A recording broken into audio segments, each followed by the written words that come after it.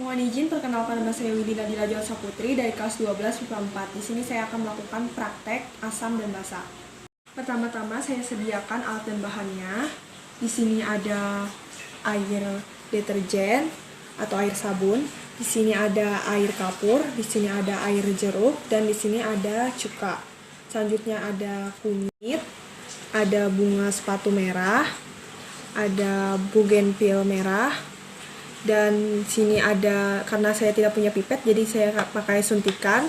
Di sini ada aquades, dan di sini karena saya tidak memiliki lumpang dan alu jadi saya menggunakan sendok dan juga piring. Dan terakhir yaitu tisu. Langkah pertama yaitu haluskan bunga sepatu, kunyit, dan juga bugenvil dengan lumpang dan alu. Pertama saya haluskan bunga sepatu terlebih dahulu.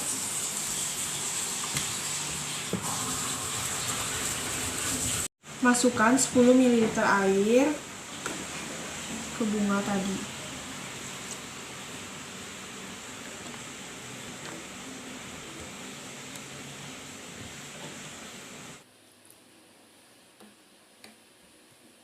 Setelah itu ambil ekstrak dari bunga sepatu ini dan taruh di tabung reaksi.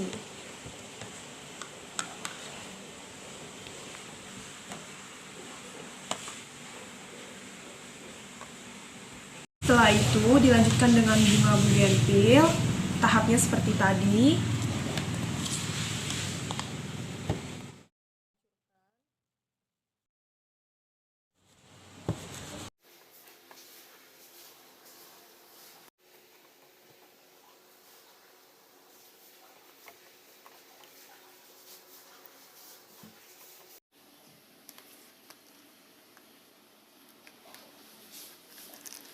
Akhir kita menghaluskan kunyit dan tahapnya seperti tadi.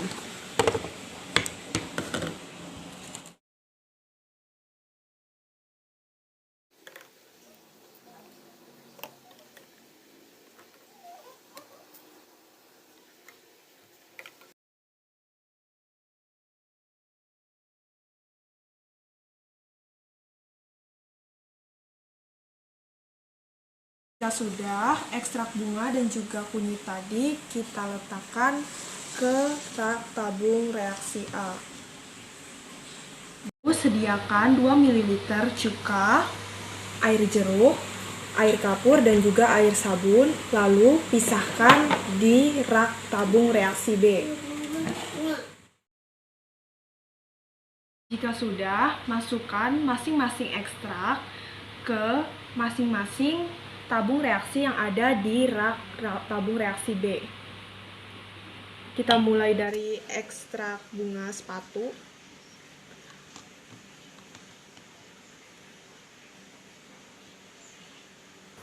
Lalu teteskan 1 ml ekstrak kembang sepatu ke dalam tiap tabung reaksi pada rak B. Lalu goyang-goyangkan tabung reaksi untuk melihat hasilnya. Bisa kita lihat hasilnya, yang berwarna hijau adalah bersifat basa, dan yang berwarna merah adalah bersifat asam.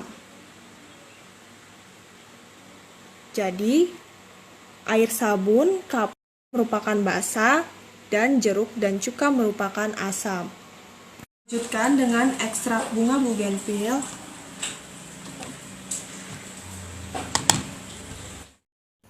Lalu teteskan masing-masing tabung reaksi dengan 1 ml ekstrak bunga bugenvil.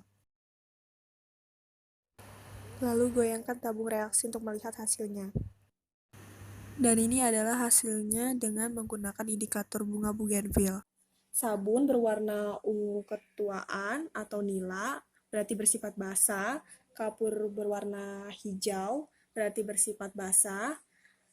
Air jeruk berwarna merah, berarti bersifat asam. Dan cuka berwarna merah, berarti bersifat asam. Lanjut, kita menggunakan ekstrak kunyit. Teteskan 1 ml kunyit masing-masing tabung reaksi.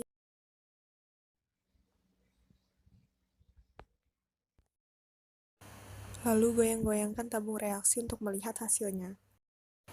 Bisa kita lihat hasilnya yang menggunakan indikator ekstrak kunyit. Air sabun berwarna merah bata, berarti bersifat basa. Air kapur berwarna merah bata berarti juga bersifat basa. Air jeruk berwarna kuning dan cuka berwarna kuning berarti bersifat asam. Berikut adalah tabel hasil pengamatan mengidentifikasi larutan asam dan basa menggunakan indikator alami.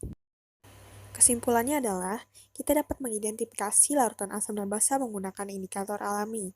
Indikator alami dapat dibuat dengan cara mengambil ekstrak dari tanaman yang akan dijadikan indikator asam dan basa, yakni kembang sepatu, kunyit, dan bugenvil. Kita dapat mengetahui sifat larutan dari perubahan warnanya. Jika menggunakan indikator kembang sepatu, larutan asam berwarna merah dan larutan basa berwarna hijau. Jika menggunakan indikator kunyit, larutan asam berwarna kuning dan basa berwarna merah bata. Jika menggunakan indikator bugenvil, larutan asam berwarna merah dan larutan basa berwarna hijau dan ungu tua.